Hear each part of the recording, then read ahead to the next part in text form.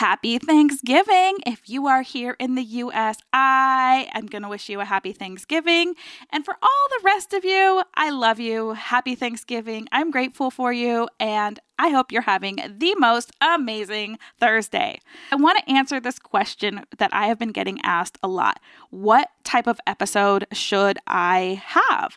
And I'm getting this asked by people who are ready to launch. And for those of you podcasters who are about to pod fade out, does it matter if I do an all solo show? Does it matter if I do an all interview show? Why is this not working? Is it a mix? Yes, let me tell you, there's a strategy of why I tell most people to do a mixture of both solo and interviews. Are you ready? Let's go. Welcome to the podcast about podcasting, where you guessed it, we're talking all things podcasting, but not just in a sense of strategy of how to launch, grow, and monetize your show. Of course, you're going to get that. But we're going deep into how podcasting can actually help you build your community, build your confidence, and if you're willing to lean deep into this platform, it can be the ticket to the life of your dreams because it'll inspire you to go deeper, to get to know yourself. And as we know, success starts from within. If you are ready to stop being a ripple in this world and bust out your tsunami of change you know you were made for, it's podcasting for your soul. I'm your host, Jen Dragonette, so let's dig in. So, is there a right or wrong when it comes to answering this question? The answer is no. It's your show, it's your podcast, it's your business, and you do it your way. However, there is a way to make you look like the expert. And if you are doing all interview shows, how are you promoting your business? Are people paying to do those interviews? Are people promoting your product?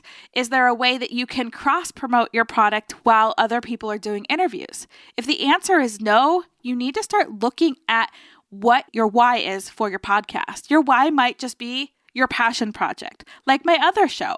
There is no motive on my other show at all. It is strictly that I want to create a place for people to go for self-love. How does that work? People come in there, we have interviews. There's more interviews than there are solo episodes because I want to share messages. But while I'm sharing that message, I am also building a connection with that person. You know what happens when somebody comes into their network and they're like, hey, I want to start a podcast. Hey, my podcast is struggling. You know what? Those people that I've interviewed come back to me and say, hey, I have a friend that needs help with XYZ in their show. Can you help them? Can I share your information? There is a benefit if that is working for you. It becomes a word of mouth because remember, business is all about relationships. It's all about building those connections. So you can have an all interview show and still bring people into your business because you've created a network. So don't for any minute before we go on and I tell you my strategy from what I use for myself and I've seen with my clients. And let me tell you, I have a lot of different niches and a lot of different podcasts to test this out on as I'm growing all these other shows to see the reality behind this. It's not just me reading up on something, tooting someone else's horn, playing Dr. Google. This is true reality. So if you are doing an interview-only show, it's time to think about the strategy behind that. Are you interviewing people that could potentially be a good fit for your business? Are you interviewing people that you could have a network with? Do you have a follow-up plan with them? Because we don't want you to be part of that 75% club that pod fades out. And if you're not going to end up making money and your passion is going to burn out eventually because podcasting does take work. It does take work to get the audio. It takes time to have the interviews. It takes time for all these things. What's your reward? And I know that sounds crazy, especially if you're full heart-centered like I am. It's hard to think of what's the reward for me. My other show, I do almost all interviews. But you want to know the crazy thing is I didn't set out for this to happen, but it happened. I'm going to say 95% of my clients were a guest on my show or are a friend of a guest that was on my show. Period. End of story. So can you just have an interview show and profit? Yes, but you gotta go at it with some strategy. Now let's flip the coin for a minute. Can you have a solo only show and profit? Duh. Like, I'm just going to laugh there for a minute. Yeah, of course you can, because you have just positioned yourself. You have just become the go-to expert in whatever it is that you're talking about. The one problem with this is that you don't have that leverage that you have when you open up to interviews. So you don't have that leverage to say, hey, I want to be on your show. You can come be on my show. So this, I'll scratch your back, you scratch my back, kind of gets thrown out of the window. But if you play this correctly, the solo is so much more powerful because you get that know, like, and trust. If you're going to do a solo only show and you don't want interviews, is there something inside your business that you can coach around, that you can talk about, that can be shared publicly? You don't even have to share the person's name. But if you can give away something that you can record and show to the outside world your coaching style, gold, gold, gold, gold. Just like I do with my podcast CPR audits that you can grab at podcastcpr.com, which is a 30-minute strategy session. But in that strategy session, you get to promote who you are, what your podcast is, what your business is, what your products are. And we look at all of that, and we work backwards so that we can reposition it and resuscitate your life and your business through clarity, people, and revenue. It becomes a win-win because you get to share your business. You get to share your podcast. Although you're being vulnerable and sharing your quote unquote struggle, you also get to share with my warm audience. Because my audience loves podcasts, so you know they're likely to come over to your show to listen if it's something you need. Whether it's complimentary or not, if you have a business that can support a woman in business that has a spiritual side, and I support you by giving you a podcast CPR audit for free, and we share it on my podcast, the likelihood that somebody from my show is going to be like, yeah, this person has that next level of healing or whatever it is, I'm going to go over there. It's easy. It's a scratch my back, I'll scratch your back. And it's a way you can have a solo show where you are always the focus, because at that point, yes, you're helping the other person through this quote unquote coaching session, but you're the expert still. So what I personally like is the blend. The blend.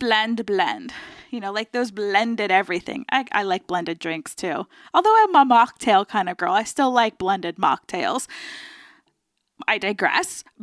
When you're looking at the blended, how does this work? So let's say we have 8 episodes a month. For me, what I like to do on this show is I like to do 6 solo episodes and then 1 podcast CPR and then 1 guest expert. Sometimes I have really good guests and I'm going to obviously dump those in faster, but that's the blend I like for this show, because then all of a sudden 7 out of the 8 episodes are me being the expert. 1 of those is me highlighting another expert within this field of either podcasting or something that's not based on social media, or even based on social media to grow your show. And what that does is that gives my podcast a lot of clout, because now I'm bringing in experts that are doing the same thing as me. I'm bringing in experts that complement my services. I'm bringing in experts that want to share my show with someone else, because it's different enough, but the same enough that our clients can go back and forth. Do you see what I'm saying? This is why I like the blend. I like to have this one solo heavy. And I also like to bring in experts because I'm not everyone's cup of tea, thank goodness. And I know that other experts can either complement what I'm doing or do the same thing as me, but can get through to people that I'm not their cup of tea. So the blend is great. And again, for my other show, my Feed Your Business with Love show, that one is the opposite. I do about 7 interviews a month and 1 solo. And that one is truly to build a network. That one was truly my passion project, to build a tsunami of self-love in your life and business. And why I do it that way, again, as we talked about before, is those interviews are helping me build my network. I'm getting to meet so many cool people. That is the way that I actually got to Costa Rica in 2021, was because a guest came on the show. I created a relationship with her. I created a friendship with her, and it really just changed everything. So I really want you to think about, okay, am I only doing a solo show? Am I only doing an interview show? Is there a way that I can blend some of these together so I can capitalize on either doing a solo show and maybe just, even if you're only going to do solos, adding in some sort of coaching, or do a 90% solo show with the occasional interview? Or is the way that you can blend it that feels good to you?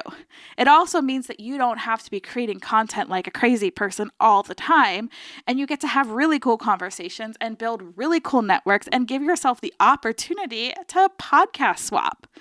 It's just the coolest thing. And that's what I truly love about podcasting. So should you just have solos? Should you just have interviews? Or should you have a blend? I vote for blend, but it has to feel good for you. So what feels good for you? I want to know. Reach out and hang out inside the Feed Your Business with Love community. The link will, of course, be in the show notes. And if you want to join one of those free 30-minute podcast CPR audits, that's also in the show notes. It's podcastcpr.com. And you now see how that is a benefit to both of us. You get exposure to my audience. I get to support you. And it's a win-win because you're getting the support to move forward. I'm getting to share with others how my coaching affects you. And your show is getting a shout out. Win-win. So if you're interested in that, again, it's podcastcpr.com. And I'm really excited. And happy Thanksgiving, happy Thursday. I love you. I'm grateful for each and every one of you listeners. And go out and make today amazing. Do the things, share your voice, stand up proud and say, hey, I am me. Here is my gift. I love you and I want to share this with you. All right, I'll see you in the next episode.